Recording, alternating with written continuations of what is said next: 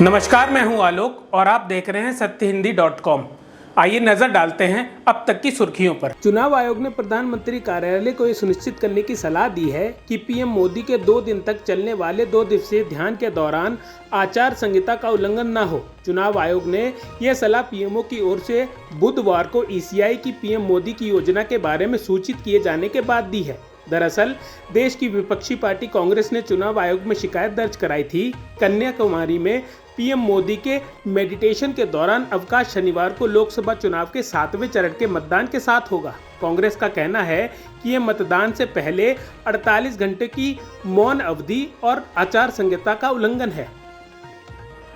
राष्ट्रीय जनता दल के मुख्य प्रवक्ता शक्ति यादव ने बड़ा आरोप लगाया है। उन्होंने दावा किया है कि राजभवन में 2 ईवीएम हैकर बैठे हैं। इतना ही नहीं, शक्ति यादव के पोस्ट में आगे बढ़ते हुए रजत के आईटी सेल के इंचार्ज नितेश कार्तिकेयन ने एक और पोस्ट साझा किया है। इसमें उन्होंने लिखा है, भारत के गृह मंत्री अमित शाह के इशारों पर राजभवन पटना में 2 ईवीएम हैकर को रुकवाया गया है।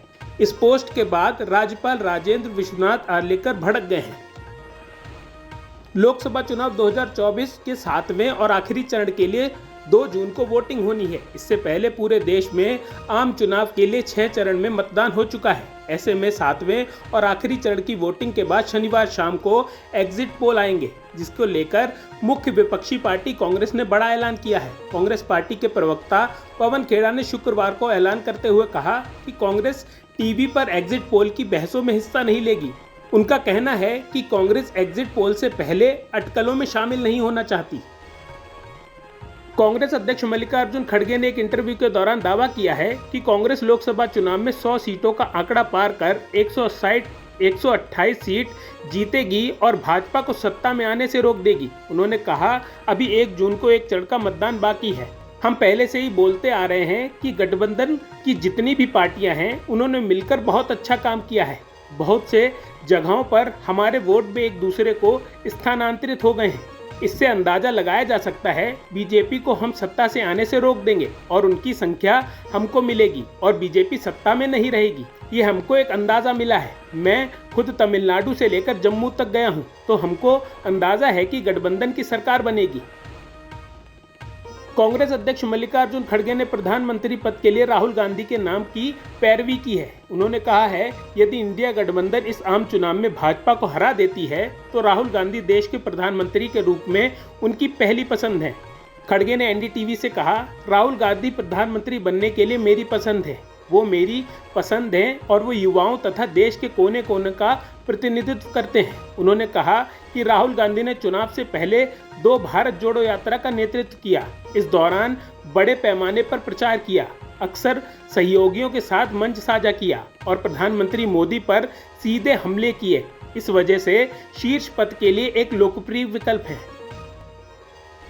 दिल्ली के मुख्यमंत्री अरविंद केजरीवाल ने प्रेस कॉन्फ्रेंस कर कहा कि 2 जून को मुझे सरेंडर करना है। वे 2 जून को अपने आप को सरेंडर करने के लिए घर से 3 बजे निकलेंगे। केजरीवाल ने कहा कि उन्हें जेल में जनता की चिंता होती है। जेल के अंदर से भी दिल्ली के काम चलते रहेंगे, दिल्ली के काम नहीं रुकेंगे। उन्होंने कहा, मैं चाहे जहां रहूं, दिल्ली के काम नहीं रुकने दूंगा। लौट कर मैं हर माँ बहन को हर महीने 1000 रुपए देने की शुरुआत करूंगा। आज मैं अपने परिवार के लिए आपसे कुछ मांगना चाहता हूं।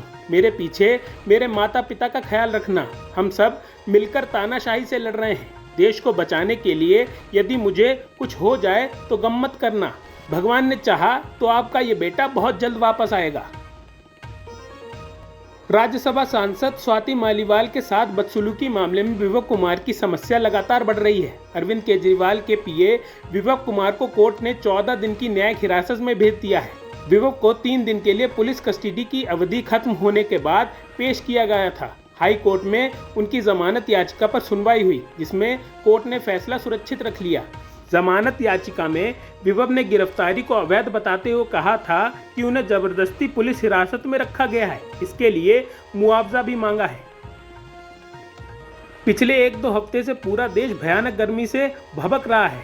इसी बीच बिहार में 48 घंटे के भीतर गर्मी से कम 18 लोगों की मौत हो गई है, जिसमें चुनाव ड्यूटी पर तैनात 8 अधिकारी भी शामिल हैं। अधिकारियों ने शुक्रवार को यह जानकारी दी। स्टेट इमरजेंसी ऑपरेशन सेंटर के अनुसार 11 लोगों की पुष्टि रोहतक से हुई है, भोजपुर से 6 और बक्सर से 1 व्यक्ति की मौत की सूचना मिली है।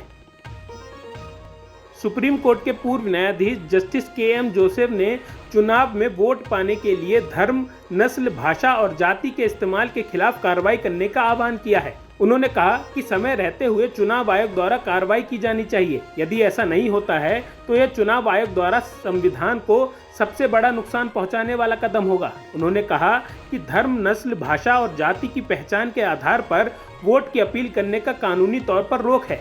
जस्टिस जोसेफ ने कहा कि चुनाव आयोग को ऐसी प्रथाओं के खिलाफ सख्त से सख्त कार्रवाई करनी चाहिए।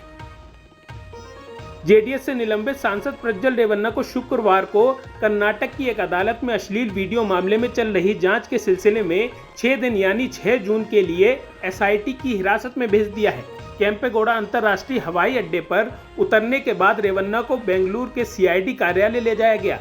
उनके घर में काम करने वाली एक महिला ने आरोप लगाया कि उनका यौन उत्पीड़न हुआ है और आपराधिक धमकी के आरोप की जांच एसआईटी कर रही है।